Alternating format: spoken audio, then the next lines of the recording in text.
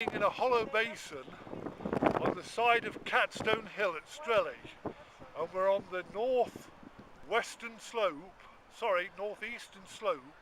of Catstone Hill, and in front of us is a pillar of stone which is actually native bedrock, which has been quarried out of the ground to the same height from the surrounding bank and trench, and set within the enclosure were four stones originally. Now these stones, if you take the central one, it's shaped like a rostrum, and such is the design of this enclosure. You need to mount the rostrum at the back and view outside. The site cannot be seen from the outside except from the north. If you mount the top of the stone directly to the north, can be seen the church tower of All Saints Church, Strelley. Beyond that, the line would extend to Kimberley Knoll. Kimberley Knoll is an earthwork or a natural hill that sticks out from the ridge and is a knoll of ground, and each side of that was a prehistoric trackway which went up onto the top of the ridgeline to join a second prehistoric track. On the neighbouring hill to Kimberley Knoll was a chapel. On Stag Hill was the remains of a medieval chapel has been discovered. The line then continues on to Beauvale Priory, and where this site is, we are in the almost at the centre of a triangle of religious houses, with Beauvale Priory to the north, Lenton Priory to the east, and Dale Abbey to the west, with a central trackway, a central prehistoric trackway, and over on the opposite slope of the hill to the southeast was the original Catstone, which gave the site its name, which gave the hill its name rather. This was a loose earth-fast boulder round about 2 feet high as described, and was moved when quarrying took place in the 1940s.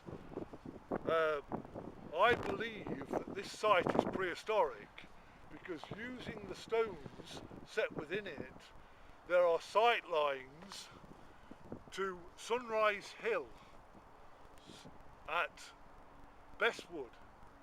Now if you follow that sight line, which is on your maps, ladies and gentlemen, you will find that it passes the earthwork at Broxtowe, goes through the site of Broxtowe Hall, or the chapel at Broxtowe Hall, down through Baseford Hall, where there were 3 stones in an alignment across this sight line, and onto Sunrise Hill. Sunrise Hill again is a prominent hill that juts out of the ridgeline, and Sunrise Hill itself was a boundary to the Bestwood estate in Sherwood Forest.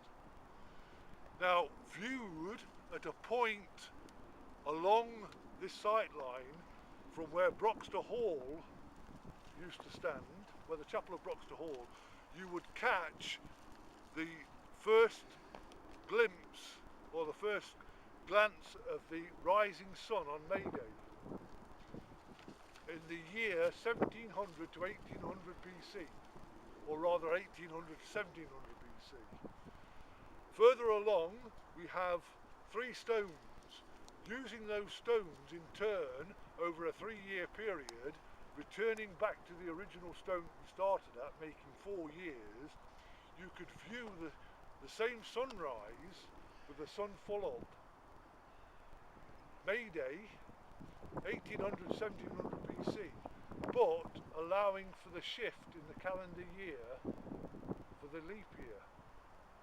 Now that same calculation could be made from stones, had they been there, at Lenton Priory. Looking back towards the Hemlock Stone, you using a set of 7 stones, either set in a line or a circle, you would be able to observe the rising of the sun at the equinox that's just gone, the autumnal equinox. And using these stones in turn, you would then know when your leap year was going to be. So you could then transfer that information to your 3 stones at Baseford,